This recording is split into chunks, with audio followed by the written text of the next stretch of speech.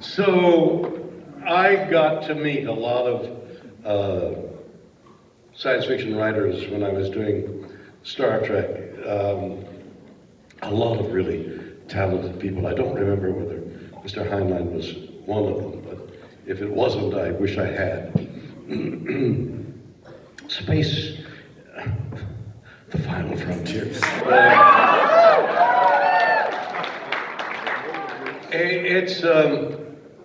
It's the magic of exploration, isn't it? It's the magic of going out where, forgive me, where no man has gone before. But it's the magic of new worlds. And you can explore new worlds in many places. There are concepts that are new that need exploration. There are ways of living that we haven't quite mastered that need exploration. This Christmas, I'm going to the Antarctic on a trip, which everybody's invited on if you pay. You pay the admission, but a voyage of exploration to the Antarctic is what I'm looking at Christmas time. And it's a large group of people are invited to come along, and you should go to my website, williamshatner.com, to see what it's all about. It could be quite fascinating.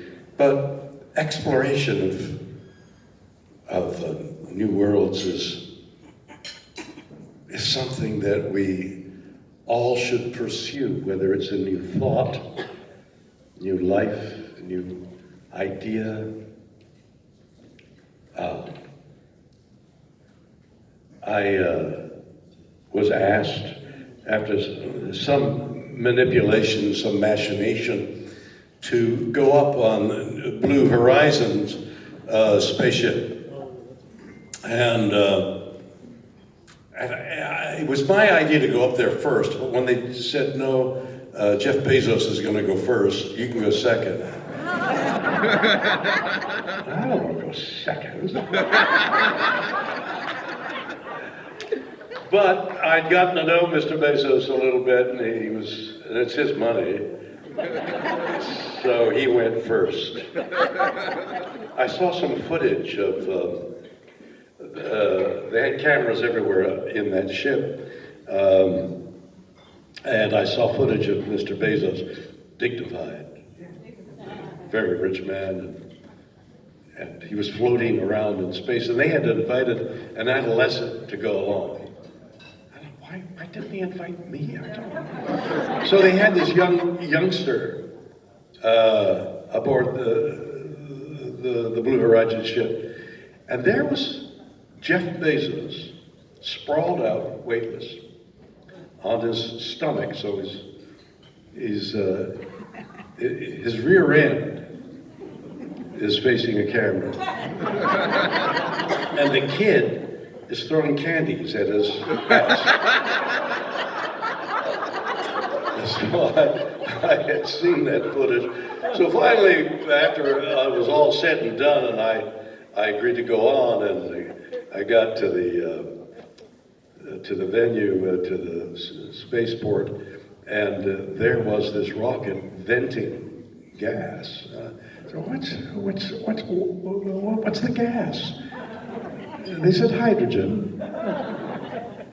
And I don't know about you, but I've been brought up on the Hindenburg. Oh, the humanity of it. And the people scrambling around, and you know what's burning? Hydrogen. So I'm climbing aboard the ship, and I'm thinking, hydrogen? And they've got an escape mechanism, and I said, what's it? What do you mean? What's the escape for? What's good? So they described what could happen. And then they started the countdown. You know, whatever it was, T, whatever the initial is. Minus 20, T minus 19. Hold on, hold the count. There's an anomaly. An anomaly, hydrogen gas. Well, they got through the anomaly, and they got to about T-minus 10, and the gentleman on the loudspeaker said, all right, we're going to remove the gantry now. Anybody who wants to get off should get off now. And I was, no, I can't. I'm Captain Kirk, I can't do that. My enormous experience was not only based on the uniqueness, as 600 people have gone over the Kármán line, not only the uniqueness of no gravity, which was itself was very weird, but I wanted not to spend time on weightlessness. I wanted to look out the window and encompass, absorb, drink in what I could see. For some reason, I was looking backwards, and I saw something I've never heard of before, and that is the ship was leaving a wake behind it. The ship was right there. You could see the air being pushed aside by the bulk of the spaceship. I'd never heard of that. Wow. And then I looked forward, and I saw the blackness of space. Now, along with, I'm sure all of you, certainly most of you, with our fascination of what's going on in the heavens, and just reading about the fact that it's possible that the Earth had twin moons, and one went rogue, and we don't know where it is. And it's possible that these rogue moons can make an orbit, or many, and come crashing back from whence it came. It's a possibility. It's happened, or it's theoretically. I looked into space, and I didn't see any of the magic that we all have seen. The flashing planets, the spirals of light, the galaxies, the things that the web is showing us now. It's magic. It's just incomprehensible.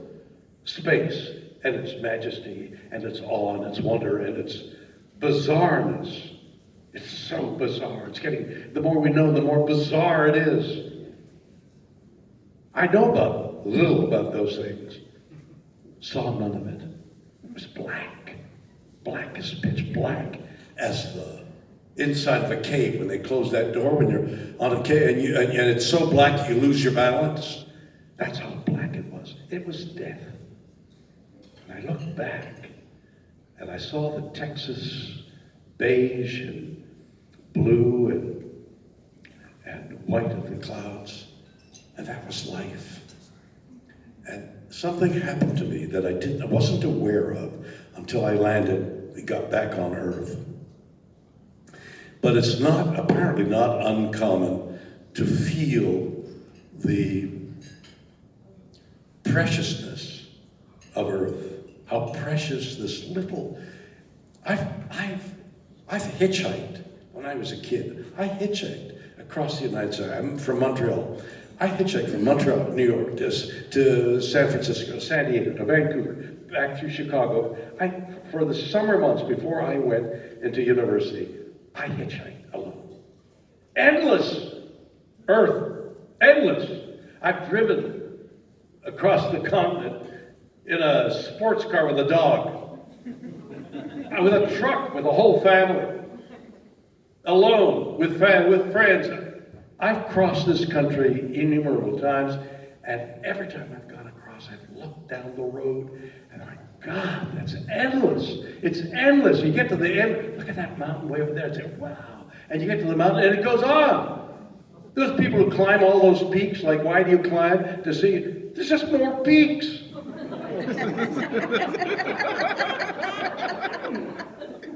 So, this was endless. The Earth seemed unmeasurable. What you see from space is this tiny rock. It's a tiny rock. It's the smallest little thing It is lying there, just lying there, with a handful of dirt covering the rocks and 12,500 feet of oxygen. It's paper thin. It's nothing. There's nothing giving us life. There's nothing. You see the vulnerability of Earth with such a crescendo. My God, it's not endless. It's so tiny and vulnerable and precious and loving and lovable. When I landed, unbeknownst to me, I was weeping and I had no idea why I was crying, but it was uncontrollable. I had to go sit down someplace. What's the matter with me? National cameras looking at me and tears of Captain Kirk. I was in grief for the Earth.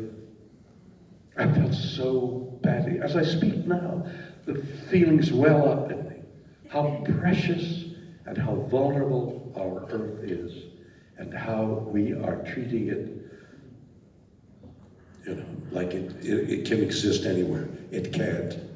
So we know, we people who are fascinated by space are equally fascinated by the magic of Earth, and we need to do something quickly, as we all know, about global warming. Thank you so much, everybody, for being here.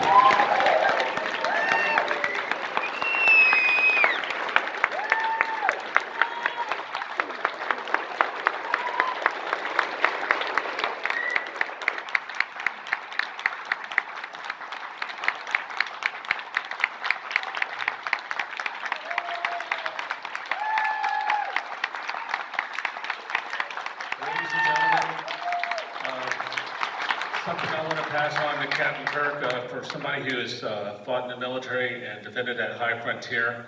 I noticed that, Mr. Shatner, I know sometimes we talk about Star Trek and you have different views, but people like you helped me become a colonel of the United States Air Force. And so I noticed that Captain Kirk got demoted from admiral